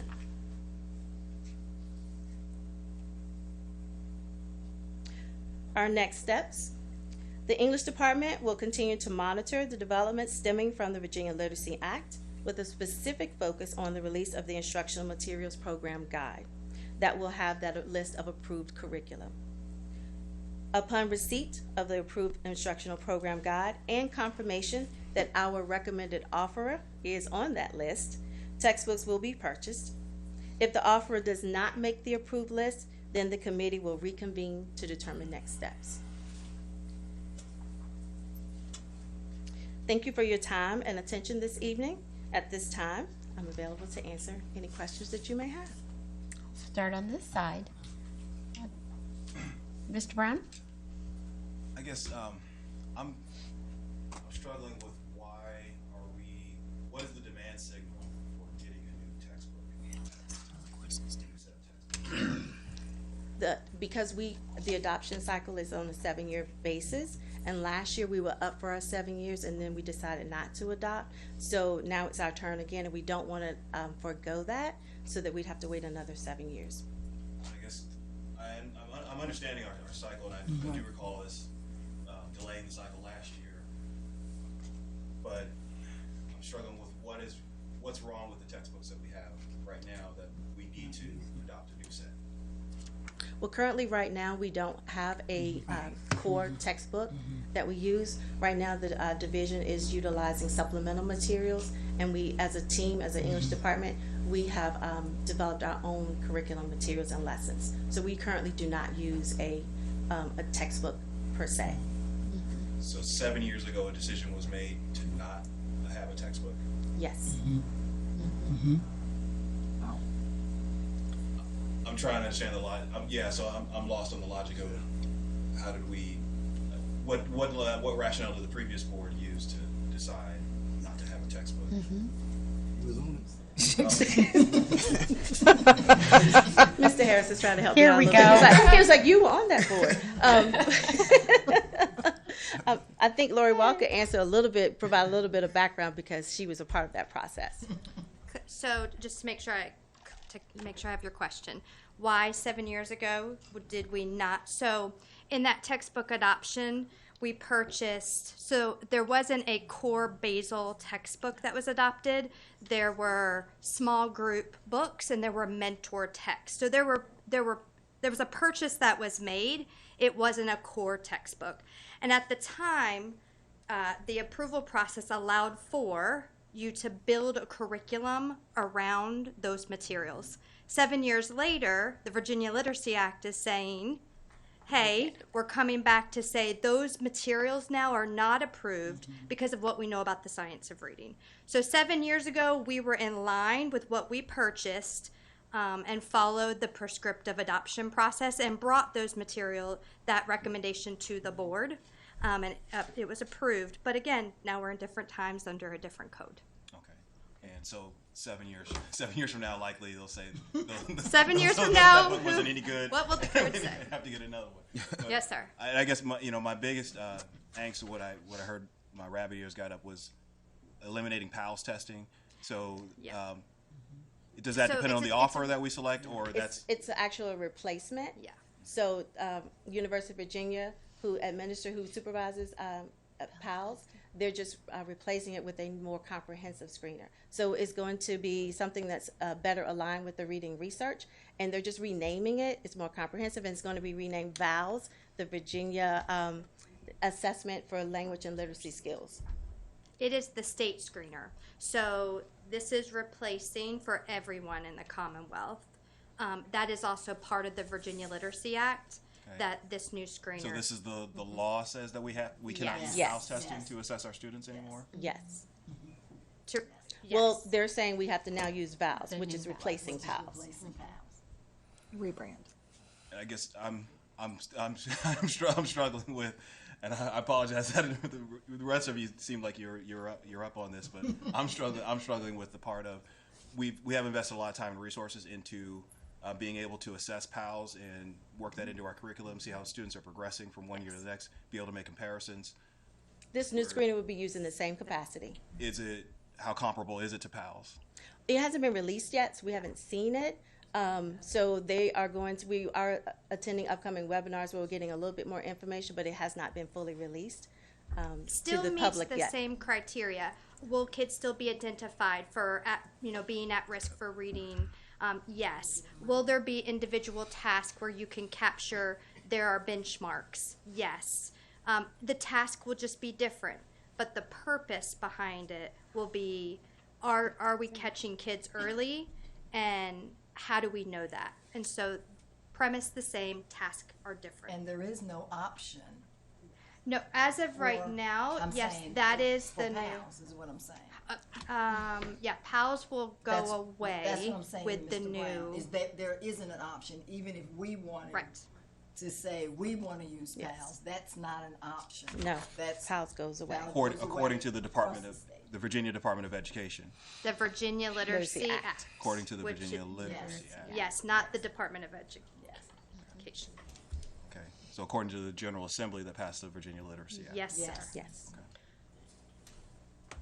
Since this is a new change, we will greatly appreciate you all keeping us updated. So, other questions I know I have, I feel them to my left. I'm sure you have questions. You do I need just one? have a question in terms of, let's say the textbook that was selected is not on the list. Then are you starting the cycle all over again?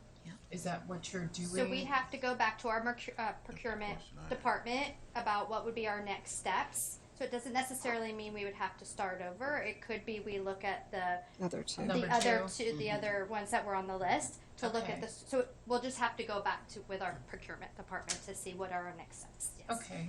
And as far as the purchasing, because I mean, in a perfect world, I mean, it would be wonderful for the teachers to have their textbooks come September, and I know how much stress that can be with in terms of the transition and all. Just making sure and pushing hard in terms of, hopefully everything will fall into place. What was selected will be on that list. And hopefully the vendor can cooperate and provide us with just immediate and expedite everything that needs to be here for our students, and because it impacts everybody. So anything that we can do, and I know that with the Virginia Literacy Act, they're still trying to figure it out at the top level. So my kudos to you for trying to stay on top of things, given that that's not been straightened out yet. And that's impacting everyone. It's not just Newport Yes, News. not just us. It's impacting the whole state of Virginia. Ms. Amon, did you have a comment? I have a lot of questions. Go ahead. I don't think they're super long, this. I hope it's easy.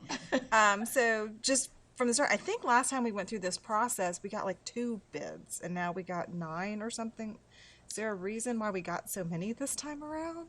Well, we went back and we opened up our criterion, and we aligned it more with that body of research so that we had vendors would be able to submit proposals. Okay. Mhm. Okay. And you mentioned it's physical textbooks, which I think is really good. A lot of the feedback I've gotten and frustration has been, where do we look, where do we go? So I think that's going to be well received. Will they be physical, and then will there be like digital options, since the kids now have devices if someone's homesick?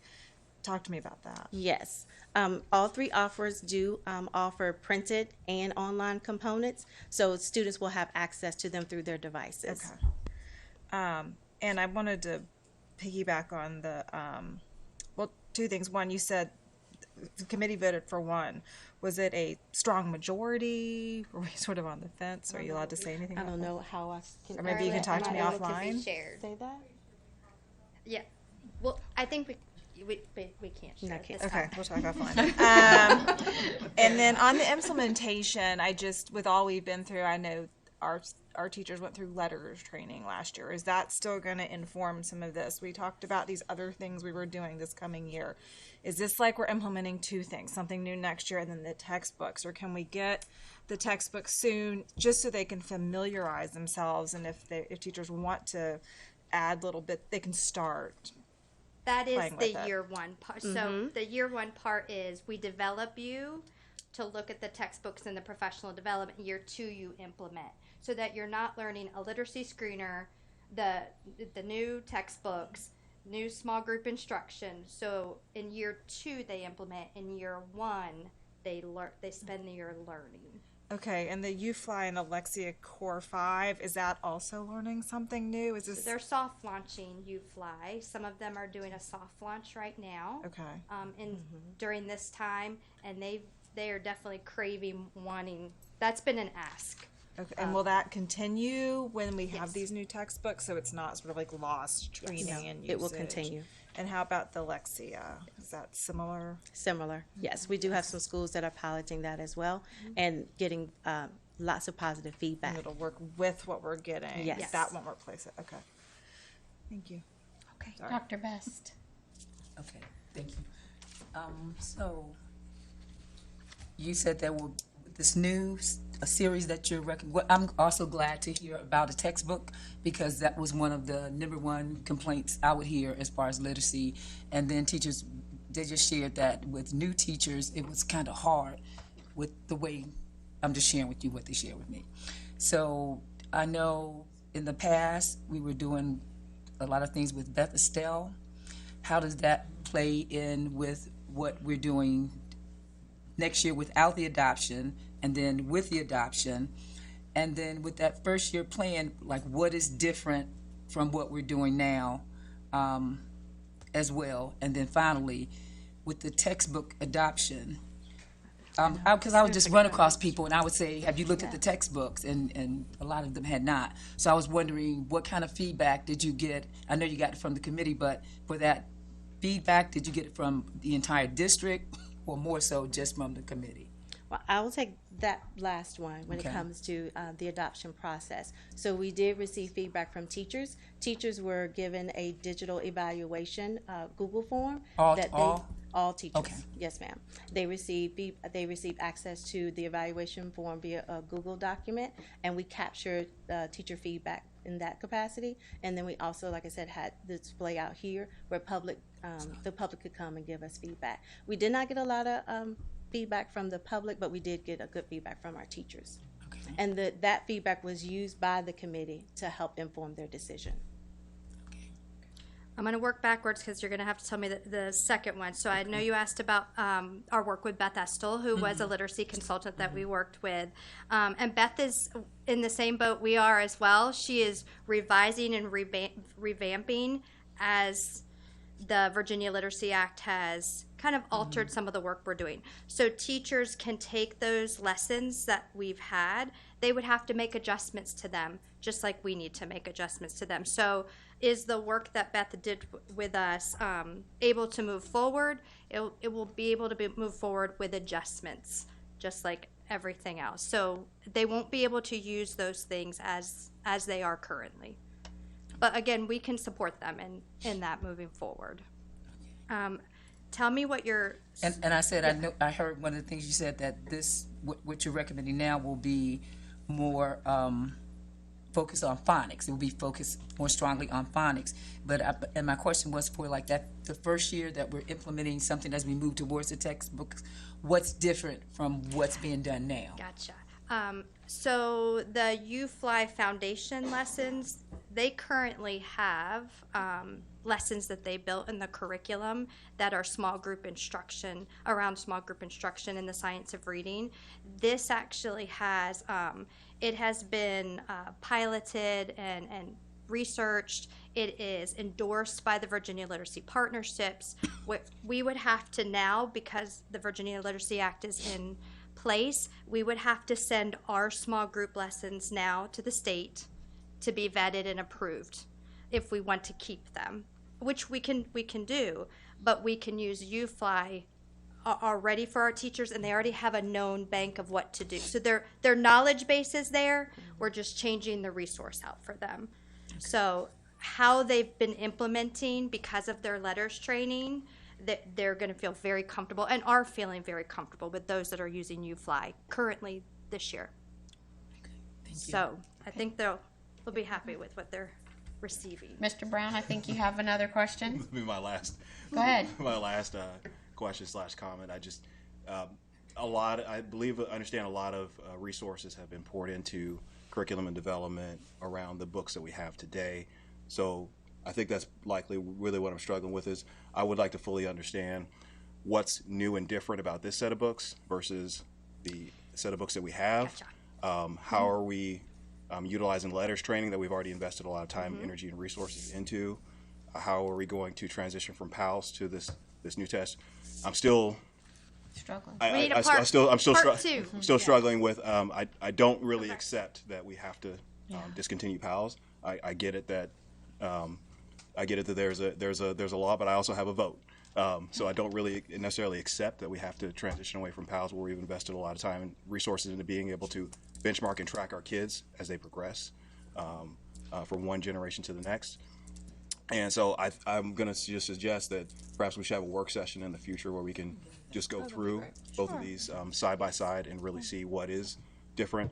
I don't have an issue with buying books, but I do have an issue with buying books just because someone's telling me to buy books.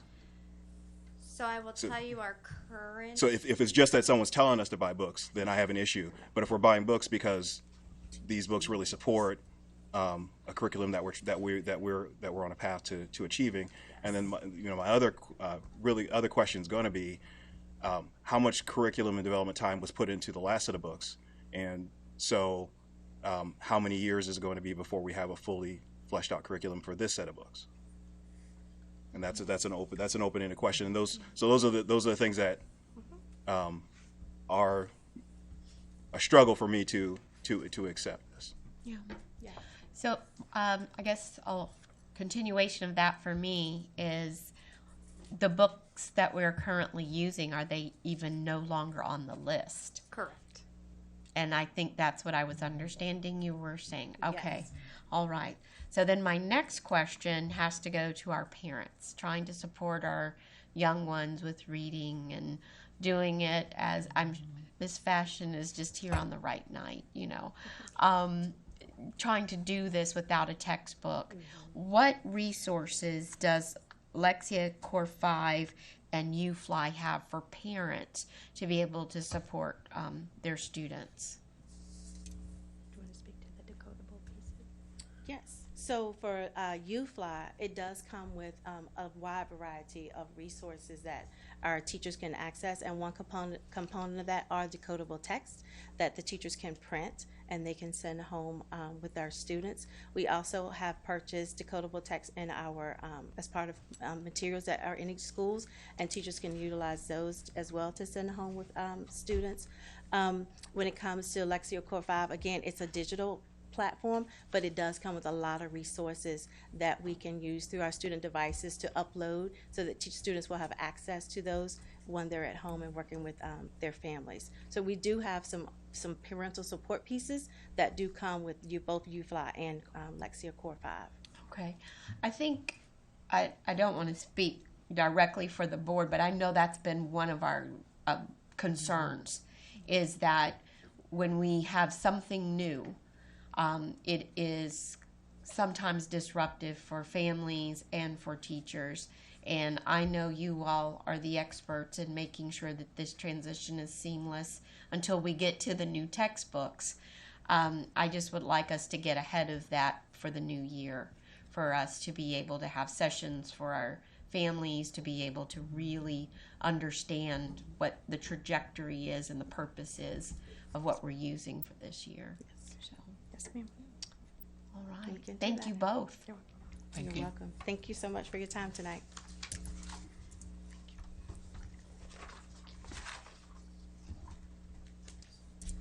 Okay. Anything else? Okay. Right. We have 5.03, the attendance report, 5.04, the membership report, 5.05, the construction report. Board members, you've received copies of these reports. Are there any questions? Madam Chair, I just want to make a comment about the attendance report. I appreciate the superintendent's work that has gone into revising the report to reflect more so what our board and our division is tracking in terms of attendance for our students. So I thank the staff and the administration for pulling this report together. Yes. Okay. Now we'll move on to 5.06, comments by the interim superintendent, Dr. Mitchell. Thank you.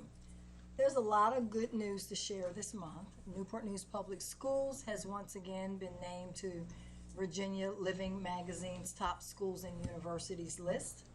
Our school division is recognized for our magnet program, STEM curriculum, AP courses, dual enrollment, CTE courses, and our youth development program.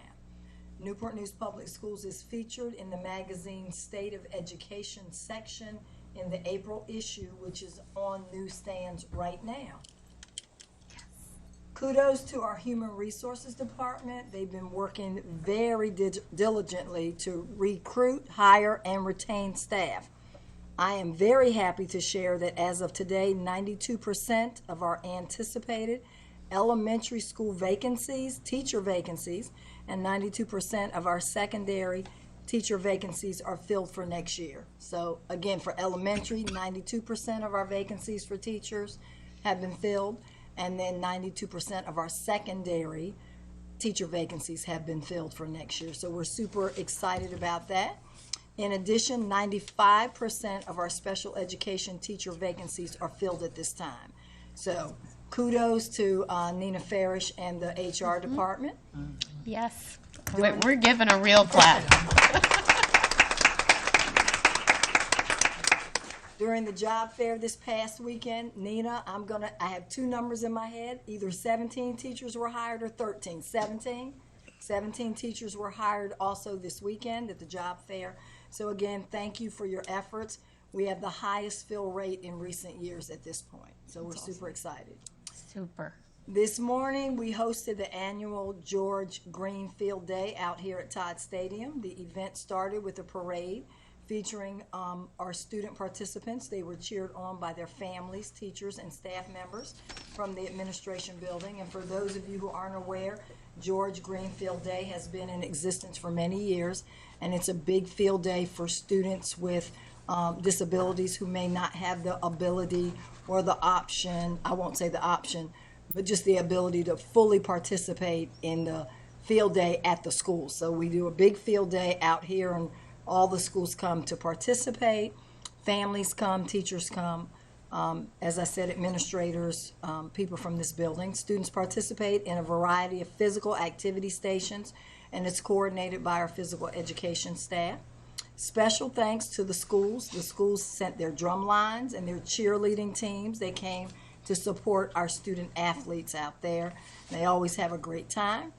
Congratulations to the Triple Helix robotics team based at Menchville High School. The team successfully defended their title as champions of the first robotics competition Chesapeake District. They have advanced on to the World Championship in Houston, which begins tomorrow. So send them your good wishes. They also earned the Innovation in Control Award, which celebrates innovation control techniques. So we wish them all the best tomorrow, and we will formally recognize them during the next month's board meeting. In recent weeks, Newport News students have showcased their research and findings. 75 students participated in the All-City Science, Engineering, and Technology Fair, and dozens advanced to participate in the Tidewater Science and Engineering Fair. These annual investigative events are the culmination of months of hard work on the behalf of our students and our teachers.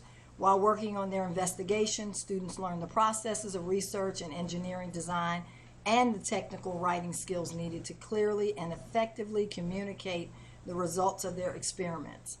Congratulations to all of our student investigators. And if you want to see a complete list of the winners, please visit our website where we have it posted. April, we have a lot going on. April is designated as the month of the military child, when we recognize and honor our military-connected students for their resilience and courage. Our region is home to Air Force, Army, Coast Guard, Marine, Navy, National Guard, and Reserve families. As a show of support, I invite all students and staff to wear purple tomorrow, April the 19th, for Purple Up Day to show our combined support for our military students. This is also National Autism Awareness Month.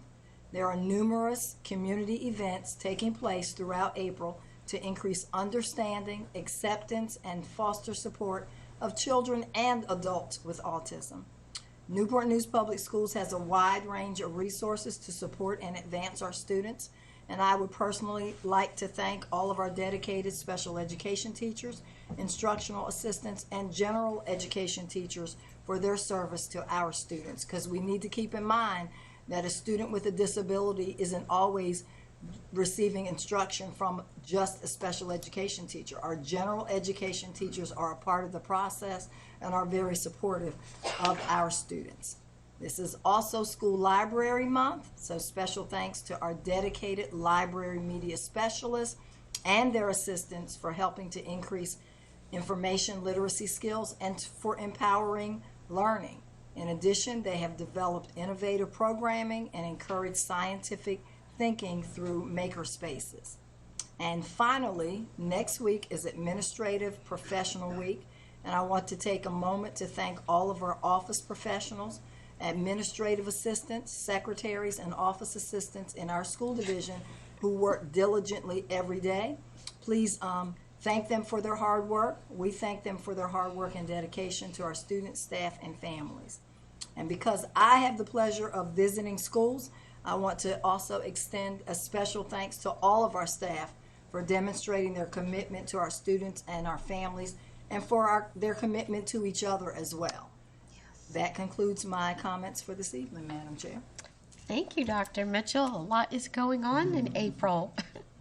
So we'll move on to item 6, another opportunity to hear from the public. Are there any cards? No, ma'am. Okay. Now we'll move on to the agenda, matters by the school board. I'd like to first extend condolences to 2 of our board members, Dr. Terry Best in the loss of her brother, and Gary Hunter, whose mother passed earlier this week. He has left to get on the road to go home. So we will flip to some of the things that are facing us in a very exciting and positive way. Miss Manadero, I'm excited to hear your news. So what you were talking about was I am going to the U.S. Naval Academy.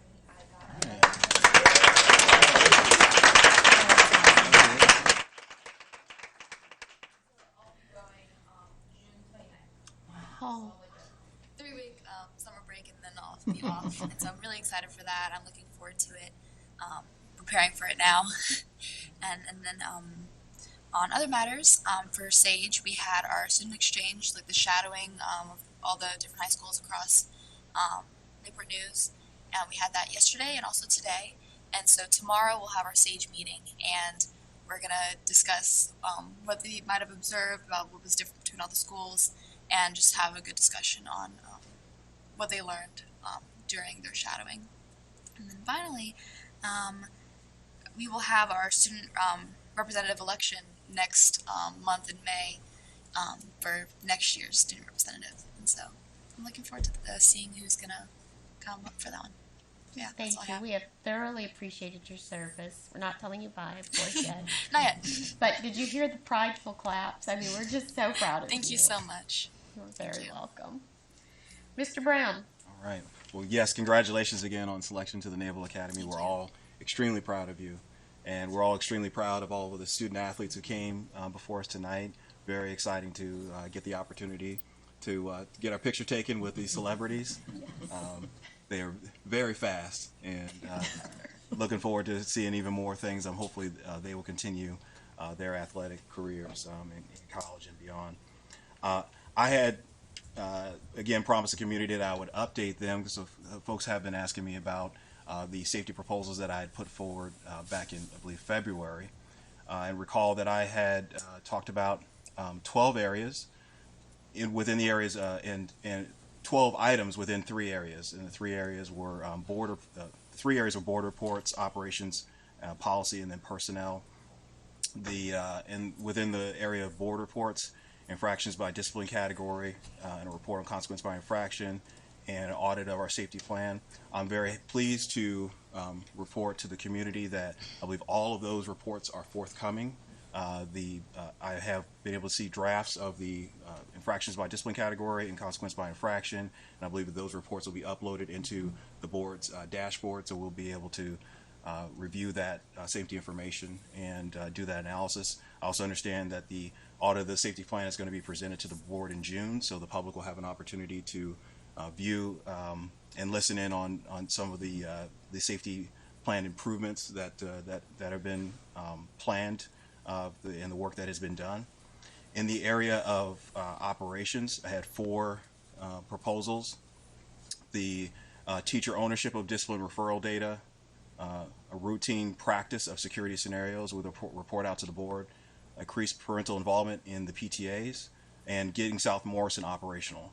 So I'm very pleased to announce that I want to thank the superintendent for all of the work that has gone into really reconfiguring a system so that the teachers are able to input their own discipline data and track that data through the process. So we now have assurances that that idea has been fully implemented. I'm really excited for teachers because that's one of the number 1 things that teachers who spoke to me that they asked for. So I'm very pleased to report that.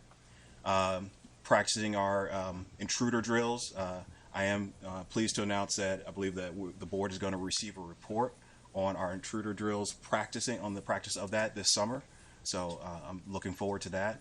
I know that the superintendent is working hard to increase parental involvement in the PTAs. There was some additions to some of the forms for volunteers that have been made already, and looking forward to seeing that greater involvement. I also understand that the South Morrison site we heard tonight in the construction grant has been applied to South Morrison to get HVAC and roof replacements done. And as I understand it, the South Morrison site will be operational in the fall. So looking forward to having alternative education being provided for our students who would otherwise be on short-term suspension, being able to get learning done and not be out in the street or sitting at home. So very excited about that. Finally, last 2 areas on the area of policy. I talked about a parental accountability via referral to domestic court, emergency special meeting of the board for a violent event, and curbing cell phone use by students on school property. So in the first 2, policy JS has been drafted, and I expect that will be coming to the board for a vote up in June, which will hopefully ratify our support of parental accountability in our division. The emergency special meeting of the board policy, we did have a great meeting with the policy committee. I want to thank the policy committee for the work that they've done so far. There was an initial draft that's been worked on, and a draft I believe is going to be hopefully ready for the board to vote on in June. So I do know that work is going on. The cell phone use, I know I didn't necessarily get a lot of takers on that one, but I want to give a special shout out to Woodside High School that they did give me a tour. I want to thank Dr. Nichols for her team. They have a cell phone free school environment. So I want to point out to the community and the rest of the board, it can be done, and Woodside High School has already demonstrated to me that they're doing it, and they've been doing it all year. And then lastly, in the area of personnel, had two proposals. That was a director of school safety and appointment of a chief communications officer. So as I understand it, we're getting our director of school safety. We talked about that tonight in our work session, that is a position that is going to be opened up. So I'm very pleased that we're going to be adopting that. And I also understand that the superintendent is investigating a chief communication officer. So we've had some more discussions about that. So that's a maybe. So out of all 12 of them, I'm going to say I'm going to count 10 out of 12 are going to be done, because I can't guarantee they're going to pass, but I'm glad we get them up for a vote, and we're going to push them forward. And then maybe it'll be 11 out of 12 that we'll get. And you never know, we may get some takers on the cell phone curbing as well. So thank you, Madam Chair. That concludes my comments. Thank you. Mr. Harris. No comments, ma'am. Thank you. Mrs. Alger. I just want to say thank you to everyone who presented this evening. I continue to meet with different folks from different departments to get to know, the different parts that make up our school system.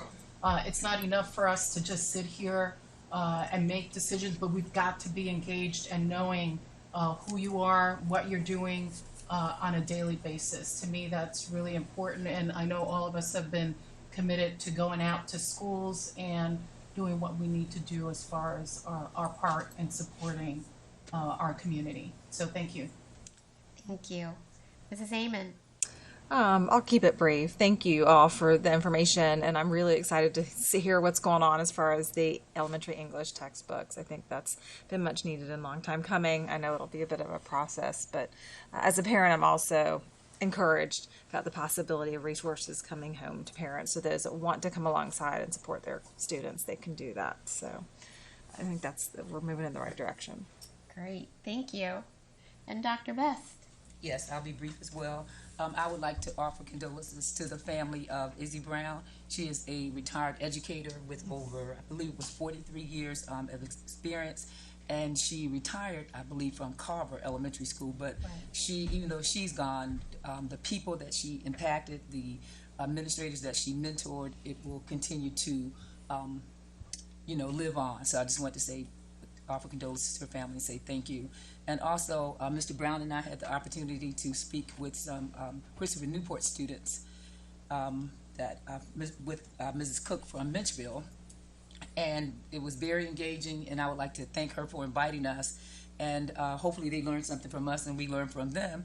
They weren't education majors, they were sociology majors, but Mrs. Cook did tell me she was able to convert one of those people to library science. So that was great. At HU, the class I spoke with, they were education majors, and all of them are aspiring teachers. So there are young people that still want to teach, and I just want to say thank you to them, and thank you to Mrs. Harton for inviting me to speak with her class. But it was a pleasure, and I'm glad to see aspiring educators. Thank you. Thank you, everyone. Thank you. Well, I guess that leaves me. I want to give some thank yous to where we are right now. Just from our safety session that we had a really great work session earlier today. You can look in board docs to see the chart on the areas that we've had improvement and areas where we are continuing to improve. I was very happy to hear that we have finally received all of our weapons detection systems, so all of our schools are covered at this point. That's the exterior, and that's important. The interior is equally, if not more. And so just to hear what's being done with training and opportunities for our staff and teachers to engage and be proactive and to be able to share with us in a way that allows us to all take care of ourselves. It was very rewarding, so I encourage you to take a look into board docs. One of the things that I was very passionate about, I think the rest of the board was very passionate about, was us taking responsibility of keeping our schools safe.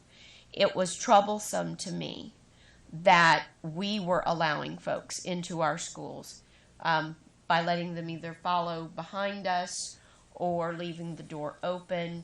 It's one thing for a student to do that. It's quite another for a teacher or a parent.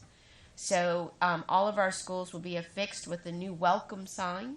It reads, "Welcome to our school. For the safety of our students and staff, all visitors must ring the doorbell and be identified before entry. Please do not hold the door open for others." I wanted it to say, "Make sure it closes behind you," but we didn't have room on the sign for that.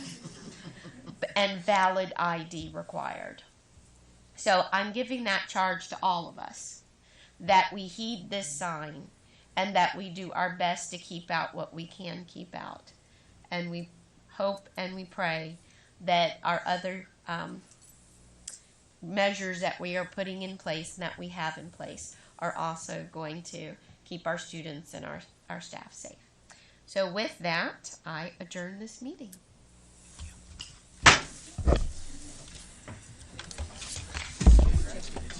Thank you so much.